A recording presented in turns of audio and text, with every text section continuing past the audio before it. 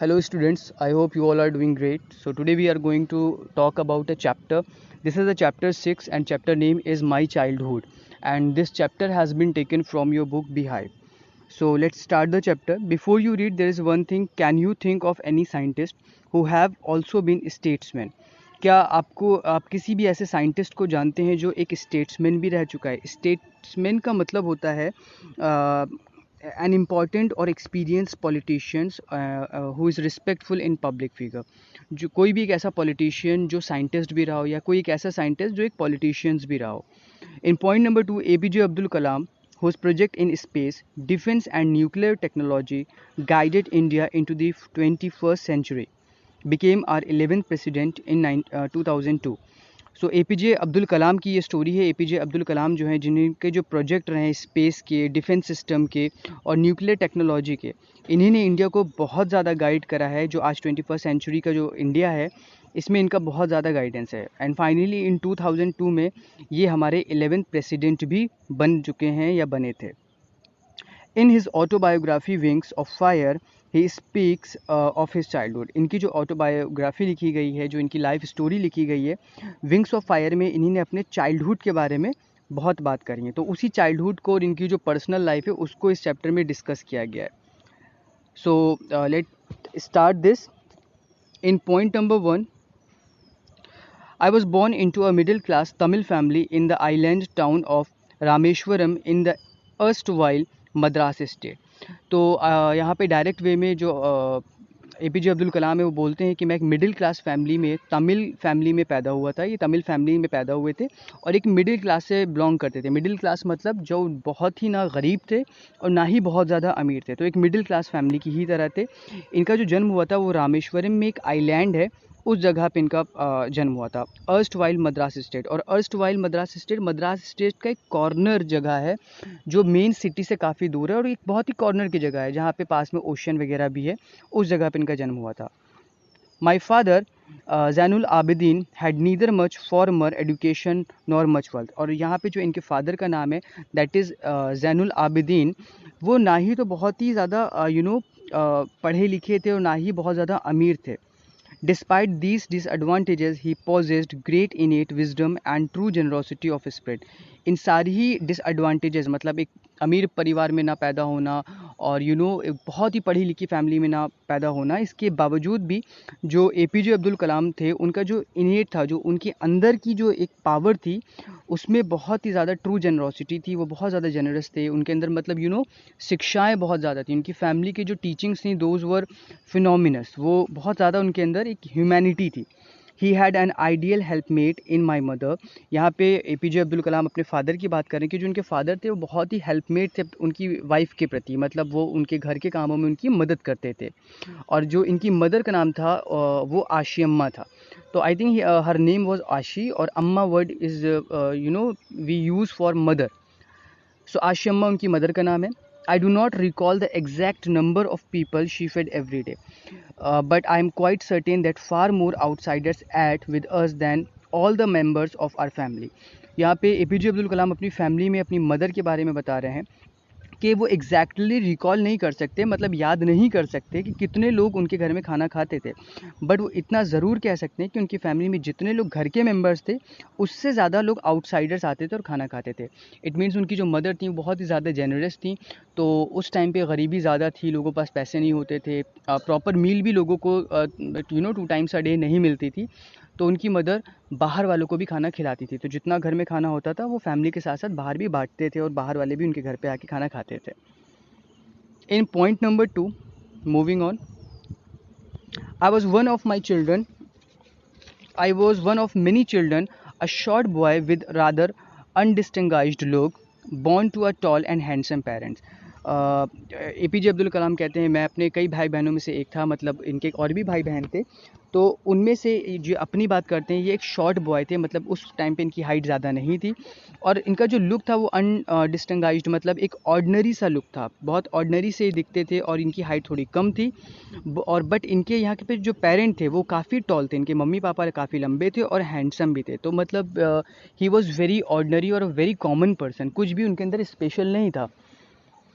We lived in our ancestral house which was built in the middle of the 19th century. और इन जो ये रहते थे ये अपने ancestor के दिए हुए घर में रहते थे, जो इनके दादाओं का और उससे पहले से जो घर बना हुआ था उसमें रहते, और वो घर जो बना था वो 19th सेंचुरी में बना हुआ था. It was a fairly large pucca house made of limestone and brick. और जो उनका घर था वो मतलब एक पक्का घर था, ऐसा नहीं मिट्टी विट्टी का था, पक्का हाउस था, ब्रिक्स वगैरह जो उसमें प्रॉपरली थे. On the mosque street Rameswaram, और उनकी गली में एक मस्जिद थी, मॉस्क इज़ अ मस्जिद. रामेश्वरम स्ट्रीट, रामेश्वरम जगह का नाम है, उस गली में रहते थे. My austere father used to avoid all inessential comforts and luxuries. इनके जो फादर थे, ऑस्ट्रे का मतलब होता है सिंपल, स्ट्रिक्ट एंड सिवियर. तो इनके जो फादर थे वो बहुत ही सिंपल से थे, बहुत ही रूल्स और रेगुलेशंस को लेके स्ट्रिक्ट थे. वो हमेशा अवॉइड करते थे इन इसेंशियल कंफर्ट, जो ज़रूरतें हमारी जो बेसिक एक नीड होती है और एक होती है हम एडिशनल चीज़ें अपनी लाइफ में कंफर्ट चाहते हैं. तो फालतू के खर्चों पे इनके फादर जो है हमेशा अगेंस्ट रहते थे. इन सारी लग्जरीज चीज़ों पे ध्यान नहीं देते थे, मतलब बहुत ही सिंपल टाइप के मैन थे वो. However, all necessities were provided for in terms of food, medicine और clothes. लेकिन ऐसा नहीं कि उनके फादर उनकी ज़रूरत को पूरा नहीं करते थे. जितनी भी चीज़ें नेसेसरी थी, जो चीज़ें बहुत ज़्यादा ज़रूरी थी, वो सारी ही उनको प्रोवाइड करी जाती थी. जैसे कि खाना हो गया, मेडिसिन दवाइयाँ हो गई और कपड़े हो गए. In fact I would say mine was a very secure childhood both materially and emotionally. और APJ अब्दुल कलाम कहते हैं कि अगर वो चाइल्डहुड की बात करें तो उनका एक चाइल्डहुड अच्छा चाइल्डहुड था, मतलब वो बहुत ही सेटिस्फाइड थे. इमोशनली उनको फैमिली से प्यार मिलता था, मम्मी पापा उनका जो भी ज़रूरतें उनकी बनती थी उनको वो पूरा करते थे. In point number 3, the second world war broke in 1939 when I was 8 years old. जब APJ अब्दुल कलाम सिर्फ 8 साल के थे तो सेकेंड वर्ल्ड वॉर हो गई थी, और जो ईयर था वो 1939 था. For reasons I have never been able to understand, a sudden demand for turmeric seeds erupt in the market. अचानक से जब ये सेकेंड वर्ल्ड वॉर स्टार्ट होती है तो मार्केट में एक डिमांड आ जाती है टर्मरिक सीड्स की. तो जो ये टर्मरिक सीड्स होते हैं, मतलब इमली के बीज, इमली जो खाई जाती है उसके बीजों की बहुत ज़्यादा डिमांड आ जाती है. और इरप्ट का मतलब होता है अचानक से कोई चीज़ का फट पड़ना, आ जाना. तो I used to collect the seeds and sell them to a provision shop on Mosque Street. तो जब APJ अब्दुल कलाम ने देखा कि ये टर्मरिक सीड्स की बहुत ज़्यादा डिमांड है, तो आसपास के पेड़ों में जहाँ पे इमली के पेड़ थे तो वहाँ से वो इमली कलेक्ट करते थे, उसके बीज निकालते थे और बीज को लेके वो प्रोविजन शॉप नॉर्मल उन शॉप्स पे बेच देते थे. और ये शॉप जो है उनकी मॉस्को स्ट्रीट उनकी उसी गली में ही थी.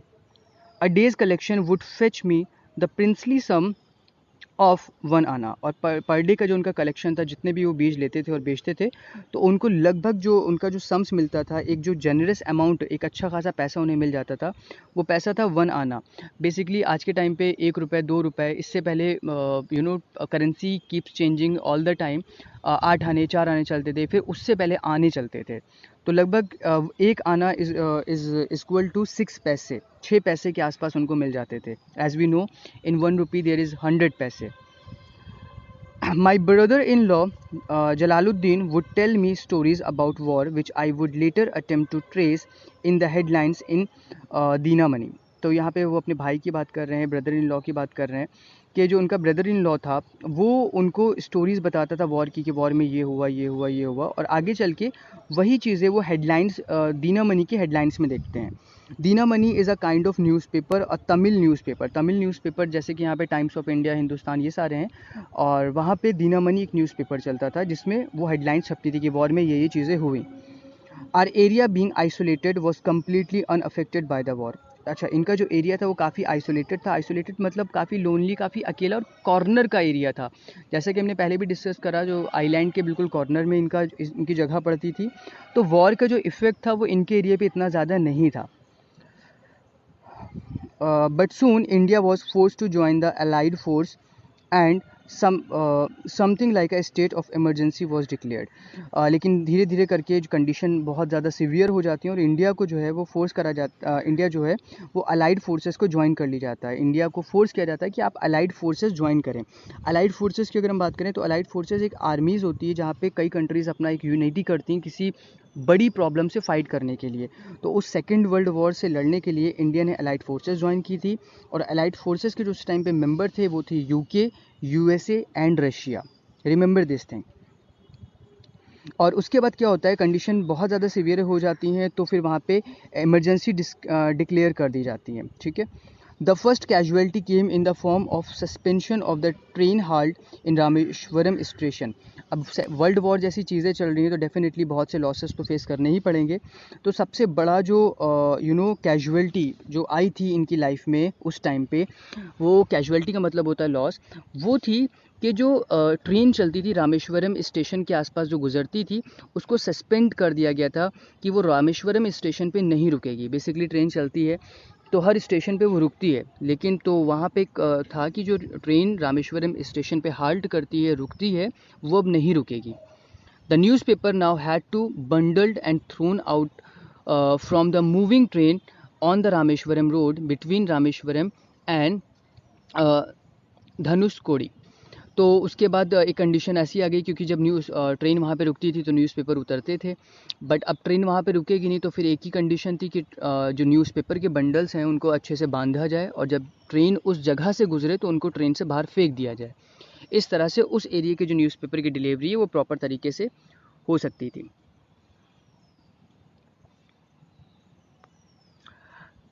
That forced my cousin Samshuddin, who distributed newspaper in Rameshwaram, to look for a helping hand to catch the bundles, and as if naturally I filled that slot. उसके बाद जो उनका कज़िन ब्रदर था, जो उनका भाई था जिसका नाम था शमशुद्दीन, वो न्यूज़पेपर डिस्ट्रीब्यूट करने का काम करता था। तो नॉर्मली अब प्रॉब्लम ये थी कि अगर एक पर्सन ट्रेन से न्यूज़पेपर फेंक देता है दैट इज़ फाइन, बट वहाँ पे एक दूसरे हेल्पिंग हैंड की भी ज़रूरत थी कि जो स्टेशन पे खड़ा रहे और उस बंडल को कैच करे। अदरवाइज़ स्टेशन पे कोई भी उस बंडल को उठा लेगा या किसी गंदी जगह पे वो गिर सकता है।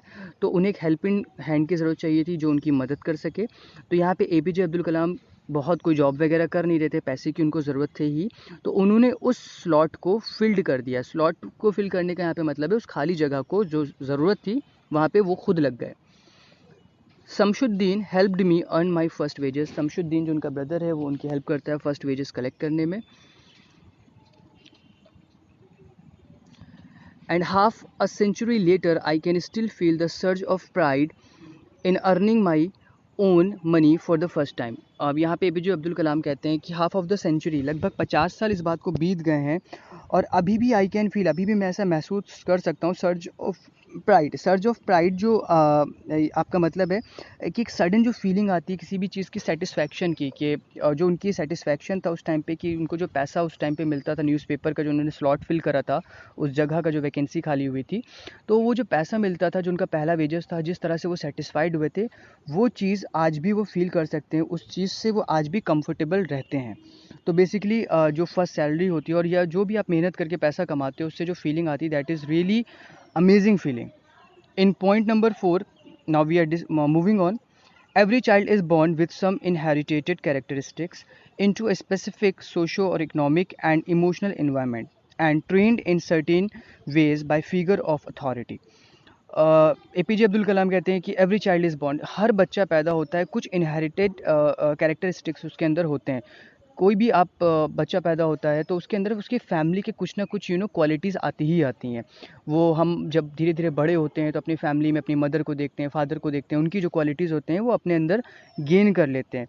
तो ये जो स्पेसिफिक क्वालिटीज़ होती हैं वो कुछ economy related, social related, emotionally, ये सारी चीज़ें से रिलेटेड हो सकती हैं। और कुछ चीज़ें हम इन्वायरमेंट से भी कलेक्ट कर लेते हैं, हमारे आसपास जैसे लोग होते हैं वैसे ही हम थोड़ा थोड़ा बनने लगते हैं। And there is a very well saying कि you are an average person of your 5 friend. आपके जो 5 फ्रेंड होते हैं उनका आप एवरेज होते हैं। और and trend in certain veg bye figure of authority, और आप धीरे धीरे हम ट्रेन हो जाते हैं, हमारे पास कुछ अथॉरिटीज़ आ जाती हैं। फिगर ऑफ अथॉरिटीज़ का मतलब जहाँ पे किसी को ये अथॉरिटी हो कि वो किसी से कुछ करने के लिए कह सके, किसी को ऑर्डर दे सके। तो बेसिकली अगर आप अपनी फैमिली में हम थोड़ा बहुत ऑर्डर्स रखते हैं कि हम अपने छोटे भाइयों से कह सकते हैं ये काम तुम्हें करना है, या हमारी फैमिली के मेम्बर जैसे हमारे पेरेंट पूरी अथॉरिटी रखते हैं हमारे ऊपर कि जो हमसे बोलेंगे वो हर सही चीज़ हमें करनी ही है। Well, I inherited honesty and self discipline from my father from my mother. यहाँ पे एपीजे अब्दुल कलाम कहते हैं कि मैंने जो अपनी फैमिली से इनहेरिट करा है, जो सीखा है, जो मिला है हमें, दैट इज़ ऑनेस्टी, ईमानदारी, और सेल्फ डिसिप्लिन, डिसिप्लिन को सीखा है। अपने फादर से और अपने मदर से। आई inherited faith and goodness and deep kindness and so did my 3 brothers and sister.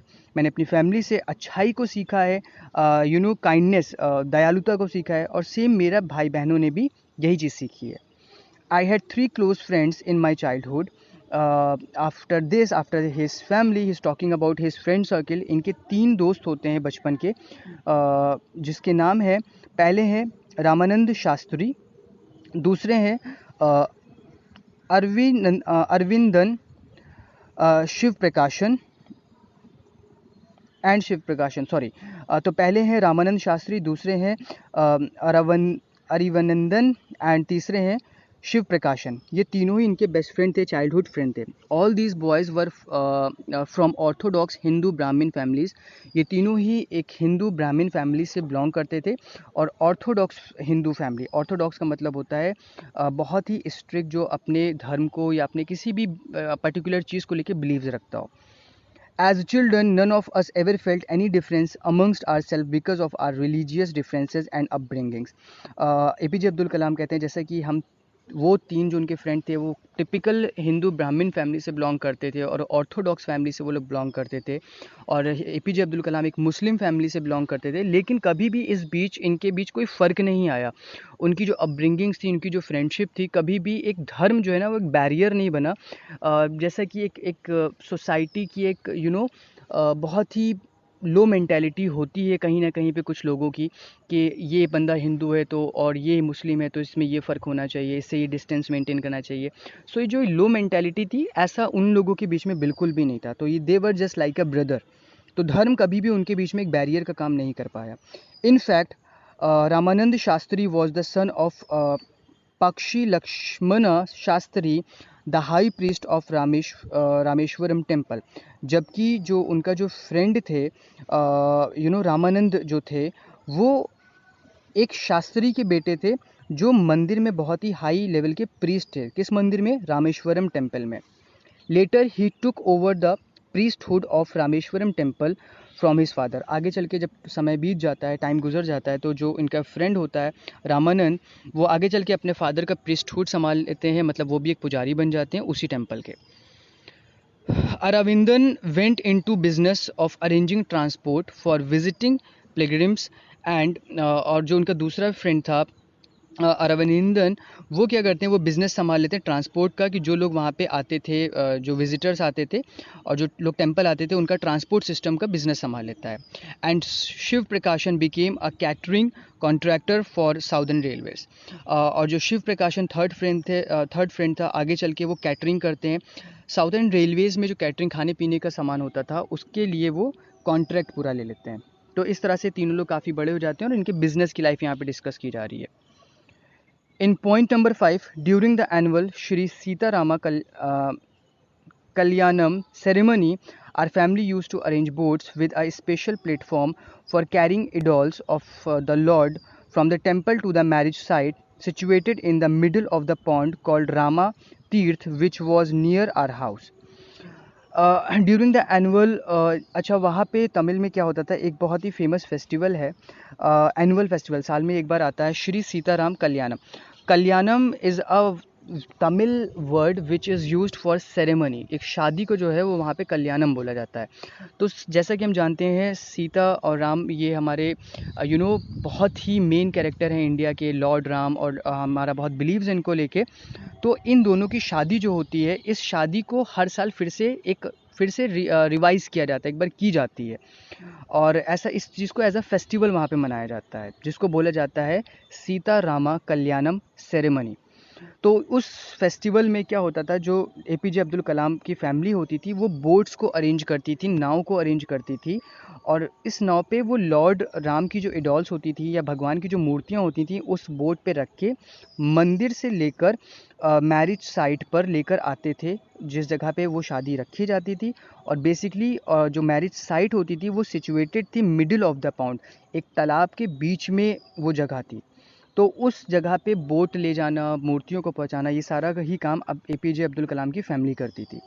Events from the Ramayana and from the life of the prophet were the bedtime stories my mother and grandmother would tell the children in our family.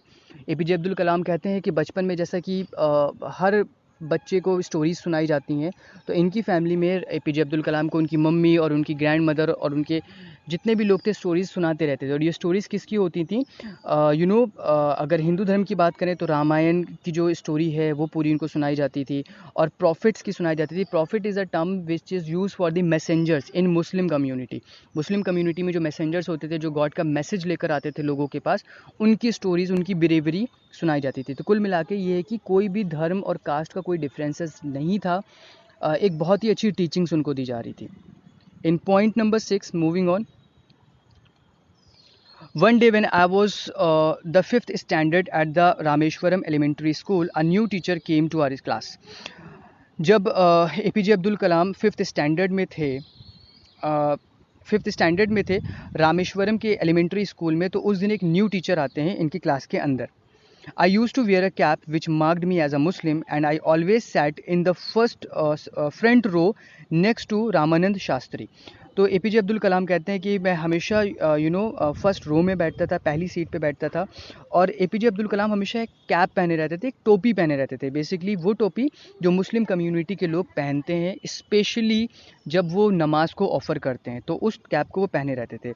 और वो first row में बैठते थे, first row में अपने friend के बराबर में बैठते थे, रामानंद शास्त्री, जो कि एक पंडित थे, हु वोर द सेक्रेट थ्रेड। और जो रामानंद शास्त्री थे वो एक तरह का सेक्रेट थ्रेड पहने रहते थे। Sacred thread is you must be aware कि ब्राह्मण जो लोग होते हैं वो अपनी बॉडी पे एक तरह का थ्रेड लगाए रहते हैं, उनकी बॉडी पे एक थ्रेड होता है।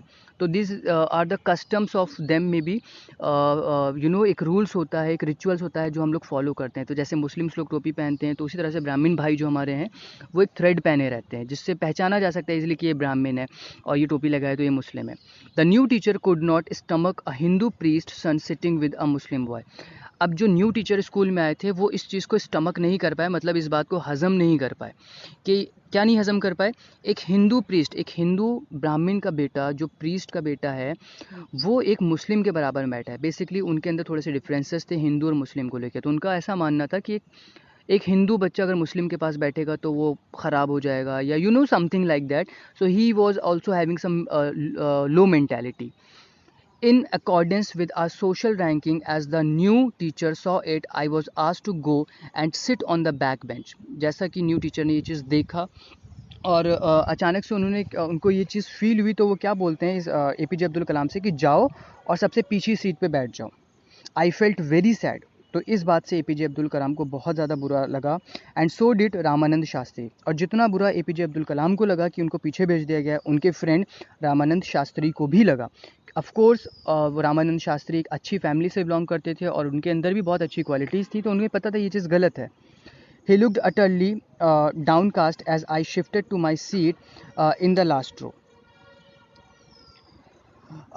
यहाँ पे एपीजे अब्दुल कलाम कहते हैं कि जब मैंने अपने फ्रेंड रामानंद शास्त्री को देखा तो वो भी काफ़ी डाउनकास्ट दिखा। डाउनकास्ट का मतलब होता है काफ़ी डिप्रेस दिखा, काफ़ी सैड दिखा। जैसे ही मैं पीछे सीट पे जाके बैठने लगा तो उनका फ्रेंड भी काफ़ी सैड हो गया। The image of him weeping when I shifted to the last row left me lasting impression on me. जब वो पीछे सीट पे जाके बैठ रहे थे तो जो उनका फ्रेंड रामानंद शास्त्री थे वो बहुत ज़्यादा सैड हो गए थे। इवन ही वॉज वीपिंग, मतलब वो रो रहे थे। और उनके जो रोने को देखा और उनका जो ये अफेक्शन और ये प्यार देखा, तो एपीजे अब्दुल कलाम मतलब बहुत ज़्यादा एक उनके ऊपर बहुत ज़्यादा एक लास्टिंग इम्प्रेशन बन गया। उनके माइंड में ये चीज़ छप सी गई कि मतलब इतना अच्छा फ्रेंड है, और मतलब this is something like amazing. In point number 7, after school we went home and told our respective parents about the incident. Finally छुट्टी हो जाती है, बच्चे अपने घर चले जाते हैं। तो जब ये लोग घर जाते हैं तो अपने पेरेंट को ये पूरी स्टोरी बताते हैं कि आज स्कूल में ये टीचर ने करा। Lakshmana Shastri summoned the teacher. तो लक्ष्मणा शास्त्री जो थे, जो रामानंद शास्त्री के पेरेंट थे, उन्होंने तुरंत टीचर को बुलाया। समन्ड का मतलब होता है बुलाना, कॉल्ड।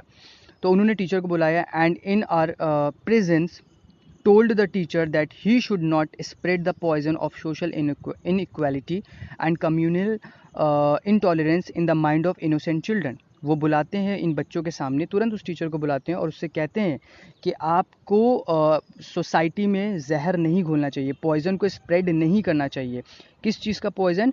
सोशल इनइक्वालिटी के समाज में जो है, जो लोगों को डिवाइड करा जाए उनके धर्म के ऊपर, उनके धर्म की प्रैक्टिसेस के ऊपर, और उन्हें लोगों के माइंड को चेंज नहीं करना चाहिए। जो कि इनोसेंट बच्चे हैं, अगर इनोसेंट बच्चे को अगर कुछ भी चीज़ बार बार बोली जाए तो ऑटोमेटिकली उस चीज़ पे बिलीव करने लगता है। अगर आज कोई छोटा बच्चा, अगर उसे बार बार ये फ़र्क समझाया जाए कि ये हिंदू है, ये ऐसा है, ये मुस्लिम है, ये ऐसा है, तो automatically with the time, as per the science, वो इस चीज़ पे बिलीव करने लगेगा कि ये डिफरेंसेस रखने चाहिए। तो इस चीज़ को जो शास्त्री जी होते हैं वो टीचर से बोलते हैं कि आप बच्चों के माइंड को चेंज ना करें। He bluntly asked the teacher to either apologize or quit the school and the island. और वो बहुत ही ब्लंटली इस चीज़ को बोलते हैं। ब्लंटली का मतलब होता है बिना किसी डर दबाव के, बहुत ही clearly speak directly even it's upset people. साफ सुथरे शब्द में एक सही बात को बोलना, चाहे फिर किसी को बुरी लगे। तो ब्लंटली वो उस टीचर को बोलते हैं कि या तो आप इस चीज़ के लिए माफ़ी मांगे कि आपने ये गलती करी है, और अगर आपको शर्मिंदगी नहीं है अपनी गलती के ऊपर तो आप स्कूल को क्विट कर सकते हैं, स्कूल को छोड़ सकते हैं, और स्कूल के साथ साथ इस आइलैंड को भी आप छोड़ दीजिए। Not strong sense of conviction, Lakshmana Shastri conveyed ultimately reform this young teacher. और इस बात से, इस चीज़ से पूरी तरीके से लक्ष्मण शास्त्री जो थे, उन्होंने उस टीचर को प्रॉपरली रिफॉर्म्ड भी करा, उसकी सोच को बदला भी। That is really so appreciable of him living and all. So now moving on the whole, the small society of the Rameshwaram was very rigid in terms of the segregation of different social group. जो रामेश्वरम की पूरी society थी वो बहुत ज़्यादा rigid थी। जैसे कि हमने पिछली वीडियो में डिस्कस करा था कि एपीजे अब्दुल कलाम को के टोपी पहनने के ऊपर एक टीचर को चीज़ पसंद नहीं आई थी, तो उनके जो फ्रेंड थे, उनके पेरेंट ने उनको बुलाया टीचर को और बहुत ज़्यादा समझाया और उसको रिफॉर्म भी करा था। तो यहाँ पे जो रामेश्वरम की पूरी सोसाइटी थी वही बहुत ज़्यादा रिजिड थी। रिजिड का मतलब होता है बहुत ज़्यादा कट्टर थी, बहुत ज़्यादा अपने बिलीव्स को, अपने कुछ कॉन्सेप्ट्स को लेके बहुत ज़्यादा सीरियस थी। Rigid in terms of segregation, segregation मतलब होता है बांटना डिफरेंट सोशल ग्रुप्स। तो लोगों को, सोशल ग्रुप को, उनकी आइडेंटिटी को, चीज़ों को लेकर लोगों को बांट देना कि ये टोपी लगाता है तो मुस्लिम है, ये सेक्रेट थ्रेड पहनता है तो ये हिंदू है। इस तरह की फीलिंग रामेश्वरम में उससे बहुत ज़्यादा थी। How ever my science teacher Shiva Subramanya Iyer, दो एन ऑर्थोडॉक्स ब्राह्मण with a very conservative wife. अब यहाँ पे एपीजे अब्दुल कलाम कहते हैं कि हाउएवर, उनके जो साइंस टीचर थे एपीजे अब्दुल कलाम के, उनका नाम था शिवा सुब्रमण्या अय्यर। वो एक ऑर्थोडॉक्स ब्राह्मण थे, वो ब्राह्मण कास्ट से थे और बहुत ही ऑर्थोडॉक्स मतलब अपने धर्म पे बहुत ज़्यादा, वो भी एक कट्टर ब्राह्मण थे। एंड वेरी कंजर्वेटिव वाइफ, और उनकी जो वाइफ थी वो, उनकी वाइफ भी बहुत ज़्यादा कंजर्वेटिव थी। कंजर्वेटिव मतलब अपने विचारों को लेके, अपनी सोच को लेके बिल्कुल स्ट्रिक्ट रहना, उस पर स्ट्रिक्ट एंड प्लस स्टिक रहना, was something of rebel. But और रिबल का मतलब होता है किसी चीज़ के अगेंस्ट, कुछ गलत अगर लगे उसके अगेंस्ट बोल देना या बगावत कर देना, खड़े हो जाना, दैट इज़ कॉल्ड रिबल। तो जो इनकी वाइफ थी वो भी बहुत ही रिबल थी। He did his best to break social barriers so that people from varying background could mingle easily. लेकिन जो साइंस टीचर थे, वेदर ही वॉज ऑर्थोडॉक्स ब्राह्मण, बट वो इस चीज़ को पसंद नहीं करते थे और इस चीज़ के लिए भी वो रिबल करते थे। बोलते थे कि उन्हें कुछ ना कुछ ऐसा करना होगा कि सोशल जो बैरियर्स हैं, बैरियर्स का मतलब होता है रुकावट होती हैं, ये बैरियर्स हट जाएं ताकि पीपल फ्रॉम वेरिंग बैकग्राउंड, हर कोई इंसान जो किसी भी बैकग्राउंड से आ रहा है वो आपस में मिलजुल सके। मतलब धर्म, कास्ट, कल्चर, ये चीज़ों को लेकर लोगों को सेग्रीगेट, लोगों को डिवाइड नहीं करना चाहिए।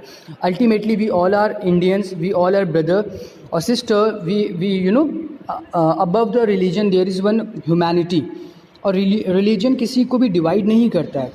सो उसी चीज़ को ये साइंस टीचर मानते थे। He used to spend hours with me and would say, Kalam, I want you to develop so that you are on par with the highly educated people of the big cities. और वो काफ़ी घंटे जो है APJ Abdul कलाम के साथ वो teacher बिताते थे। और उन्होंने एक बार कलाम से कहा भी, Kalam, I want you to develop, मैं चाहता हूँ कि तुम अब डेवलप हो जाओ, तुम पढ़ लिख जाओ और इस सिटी के बहुत ही एजुकेटेड पर्सन बन जाओ, एक पढ़े लिखे इंसान बन जाओ।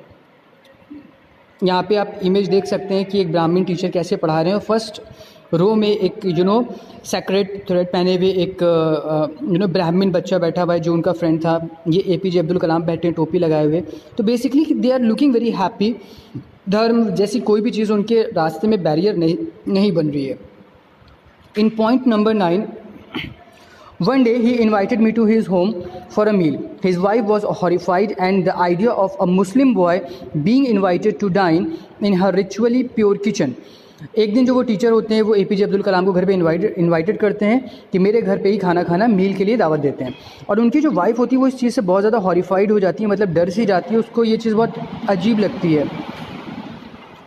और ये कॉन्सेप्ट उसे अजीब क्यों लगता है कि एक मुस्लिम लड़का मेरे घर पे आएगा और मेरे जो किचन है उसमें एंट्री लेगा और खाना खाएगा।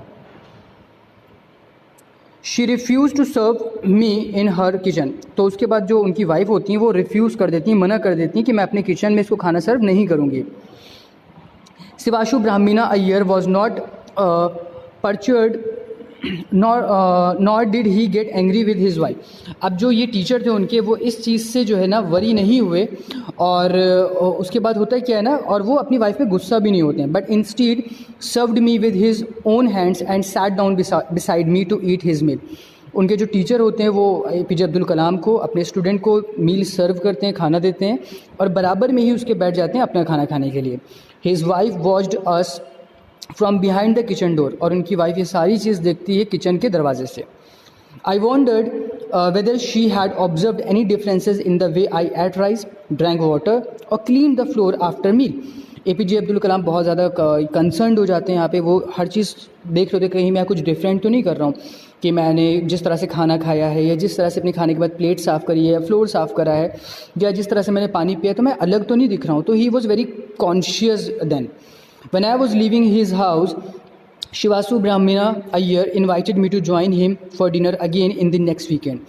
जब APJ अब्दुल कलाम उनके घर से निकलने लगे तो उनके टीचर बोलते हैं नेक्स्ट वीक फिर तुम्हारा खाने के लिए। Observing my hesitation, he told me not to get upset. APJ Abdul कलाम के फेस पे जो जेस्चर्स थे वो काफ़ी डिफरेंट थे, क्योंकि उन्हें ऐसा लग रहा था कि इनकी वाइफ को अच्छा नहीं लगा। तो टीचर थे, ऑफकोर्स वो बहुत ही एडुकेटेड थे, वो ये चीज़ समझ गए थे। उन्होंने APJ अब्दुल कलाम से कहा कि अपसेट मत हो इस चीज़ को लेके, परेशान मत हो। Once you decided to change the system, such problems have to be confronted. जब एक बार आप कुछ डिसाइड करते हो कुछ बदलने के लिए, कुछ बड़ा बदलने के लिए, तो ऐसी चीज़ें सामने आती ही हैं। When I visited his home the next week, Shivashu Brahmina Iyer's wife took me inside her kitchen and served me food with her own hands. और वैसा ही होता है नेक्स्ट टाइम जब APJ अब्दुल कलाम उनके घर जाते हैं मील के लिए, तो इस बार उनकी जो वाइफ होती है उनके टीचर की, वो उनको किचन में एंट्री भी देती हैं और अपने हाथों से खाना भी सर्व करती हैं। Point number 10. Then the Second World War was over and India's freedom was imminent. उस टाइम तक कि इंडिया जो सेकेंड वर्ल्ड वॉर चल रही थी वो पूरी तरीके से ख़त्म हो चुकी थी, और इंडिया की जो फ्रीडम थी वो बहुत ही इमिनेंट थी, मतलब अबाउट टू हैपन, बिल्कुल करीब में ही थी। Indians will build their own India declared Gandhi ji. और गांधी जी ये चीज़ डिक्लेयर कर देते हैं कि इंडिया जो है अब हमारा खुद का देश बनेगा, हमारा ये भारत रहेगा।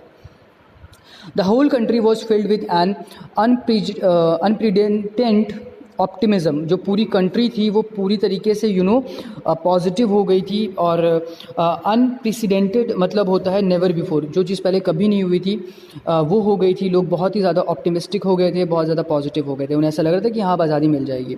I asked my father for permission to leave Rameshwaram and study at the district headquarters in Ramanathapuram. तो APJ अब्दुल कलाम अपने फादर से परमिशन लेते हैं, कहते हैं कि मैं रामेश्वरम को छोड़ना चाहता हूँ और अपनी हायर स्टडीज़ के लिए हेडक्वार्टर्स जाके रामनाथपुरम में पढ़ना चाहता हूँ। लास्ट पॉइंट है point number 11। He told me as if thinking about Abdul, I know you have to go to grow. उसके बाद उनके जो पेरेंट फादर होते हैं वो थोड़ा सोचते हैं और अपने बेटे से कहते हैं अब्दुल मतलब अब्दुल कलाम, मैं जानता हूँ तुम्हें जाना होगा ग्रो करने के लिए, अगर तुम्हें आगे बढ़ना है लाइफ में तो तुम्हें ये जगह छोड़नी पड़ेगी। Does the seagull not fly across the sun alone and without a nest. और वो एक लाइन बोलते हैं कि क्या जो सीगल है, seagull basically a sea bird होती है, एक समुद्री चिड़िया का नाम होता है, ये सेम सीगल पे पूरा चैप्टर है, 2 स्टोरीज़ अबाउट फ्लाइंग, ये आप आगे हाई स्कूल में पढ़ोगे। वेल, तो सीगल क्या कभी अकेले नहीं उड़ता है, सूरज के चक्कर लगाता है और वो अपने नेस्ट को, अपने घर को छोड़ के जाता है और अपनी ज़िंदगी स्टार्ट करता है। तो इस तरह से अपने बेटे को मोटिवेट करने के लिए लाइन बोलते हैं। He quoted Khalil Gibran to my hesitant mother. उसके बाद अपनी वाइफ को यानी कि APJ अब्दुल कलाम की माँ को मोटिवेट करने के लिए कुछ कहते हैं। वो क्या कहते हैं? Your children are not your children, they are the sons and daughters of life longing for itself. वो बोलते हैं जो तुम्हारे बेटे हैं वो सिर्फ तुम्हारे बेटे नहीं हैं, और तुम्हारे बच्चे जो हैं वो खुद की भी उनकी खुद की भी एक पर्सनल लाइफ है, खुद की भी एक जर्नी है। They come through you but not from you. वो तुम्हारे ज़रिए तो आए हैं बट सिर्फ तुम ही से नहीं है। You may give them your love but not your thoughts. आप अपने बच्चों को प्यार तो दे सकते हो लेकिन उनकी सोच जो है वो नहीं दे सकते हो, क्योंकि हर किसी के पास खुद का ब्रेन है, वो अपनी मेंटालिटी, अपनी इंटेलेक्चुअल पावर खुद यूज़ करता है। दो फैमिली से हमें बहुत सी चीज़ें सीखने को मिलती हैं, टीचिंग्स मिलती हैं, बट अल्टीमेटली हमारा खुद का भी एक माइंड होता है, खुद का भी एक डिसीजन होता है। For they have their own thoughts. और वो ये भी बोलते हैं उनके खुद की भी एक सोच होती है, खुद की भी एक पसंद होती है। ऐसा कह के अपनी वाइफ को वो कन्विंस करते हैं। यहाँ पे आपकी स्टोरी पॉइंट नंबर 11 पे कंप्लीट होती है।